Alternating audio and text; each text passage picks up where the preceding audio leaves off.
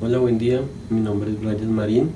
El día de hoy les voy a hablar acerca de la estructura de la bacteria porfirómana y su proceso de metabolismo.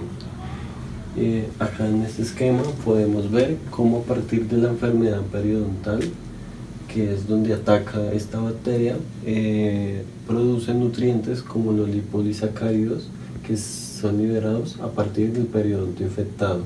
Acá podemos ver cómo es todo el proceso de formación de nutrientes, tanto empezando como desde la hidrólisis, la fermentación, la glucosis, que lo vamos a ir explicando a medida de la exposición.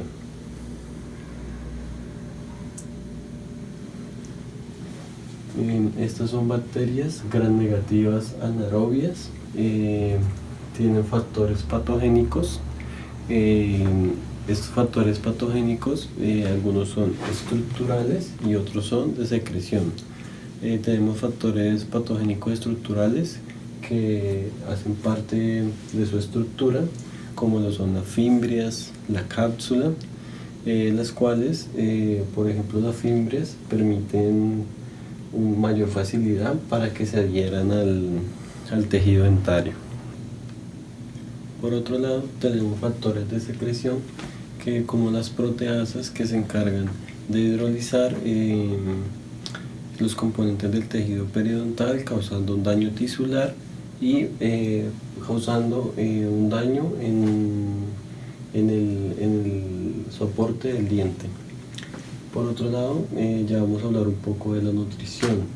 Entonces, las bacterias que logran colonizar se nutren principalmente del líquido gingival, el cual contiene proteínas, carbohidratos, minerales y vitaminas que ayudan al crecimiento de la bacteria.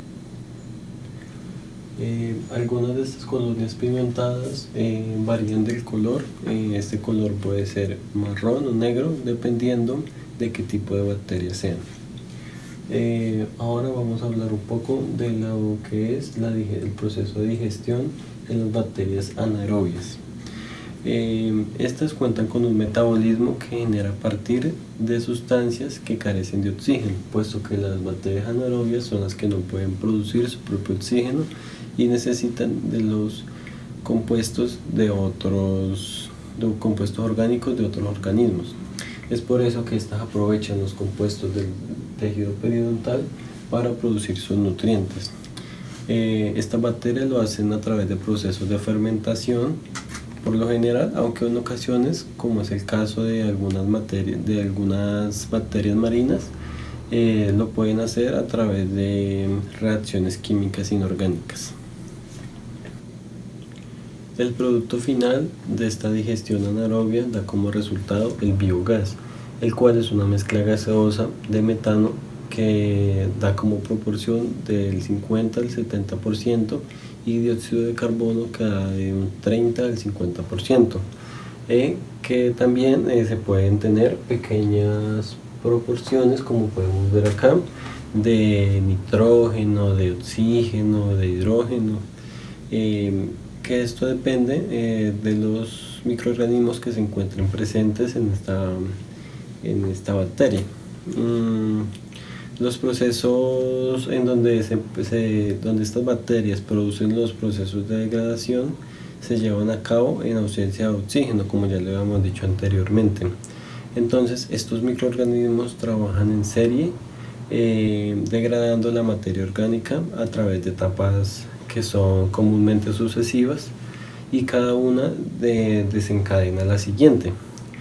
Los microorganismos de importancia clínica obtienen principalmente su energía mediante la utilización de vías fermentativas, en donde los compuestos orgánicos como los ácidos y los alcoholes sirven básicamente como aceptores finales para obtener electrones. Ahora vamos a hablar acerca de las etapas de la digestión anaerobia. La primera etapa arranca a partir de la hidrólisis, la cual es una descomposición biológica de polímeros orgánicos, los cuales se encargan degradar pequeñas moléculas, las cuales son capaces de atravesar la membrana celular. Este proceso se lleva a cabo por medio de enzimas denominadas hidrolasas, las cuales son capaces de solubilizar la materia orgánica y romper enlaces específicos con la ayuda del agua para poder utilizar estos nutrientes. Esta degradación anaerobia principalmente se da en polímeros como la celulosa y la hemicelulosa, con la participación de enzimas celulasas. Como segundo paso tenemos la fermentación, la cual va acompañada de la glucólisis. La fermentación de las bacterias anaeróbicas incluye un complejo número de microorganismos con diferentes características y capacidades durante el proceso de producción de metabolitos, los cuales son los productos finales en las sustancias orgánicas, por ejemplo como el ácido láctico, el ácido propiónico y el butanol y el etanol. En los procesos anaeróbicos, los microorganismos producen mucho menos energía que los microorganismos aerobios, y por esto, para suplir sus necesidades de energía, metabolizan una mayor cantidad de azúcares y por consiguiente elaboran una mayor cantidad de metabolitos. Como ya lo habíamos dicho anteriormente, la fermentación es otro tipo de vía anaeróbica, es decir, que no necesita oxígeno. Esta se encarga entonces de degradar la celulosa, las cuales se realizan en muchos tipos de organismos y de células. En la fermentación, la única vía de extracción de energía es la glucólisis, con una o dos reacciones extras al final de este proceso. La fermentación y la respiración celular comienzan del mismo modo con la glucólisis. Sin embargo, en la fermentación, el piruvato producido en la glucólisis no continúa su oxidación ni hacia el ciclo del ácido cítrico y no funciona como cadena de transporte de electrones. La siguiente fase de este proceso es la cetogénesis. Esta es una fase en la cual se aceleran los procesos metabólicos bacterianos con transformaciones enzimáticas de lípidos, polisacáridos, proteínas y ácidos nucleicos en otros compuestos, los cuales serán utilizados como fuentes de energía. En la cetogénesis, los ácidos grasos volátiles se convierten en ácidos acéticos de dióxido de carbono e hidrógeno. Por último, tenemos la fase de la metanogénesis. Esta es la etapa final de la digestión anaeróbica. La formación del metano se da a partir de dos rutas principales. La primera ruta es la cetoclástica, en la cual los microorganismos crecen principalmente en su sustrato, el cual es el acetato, y la segunda es la hidrogenotrófica, en donde los microorganismos crecen en sustratos como el hidrógeno y el dióxido de carbono o CO2. Su metabolismo se caracteriza por integrar las vías biosintéticas y además las vías bioenergéticas para la producción del ATP. Además, en ausencia de hidrógeno, oxidan compuestos para la obtención de electrones.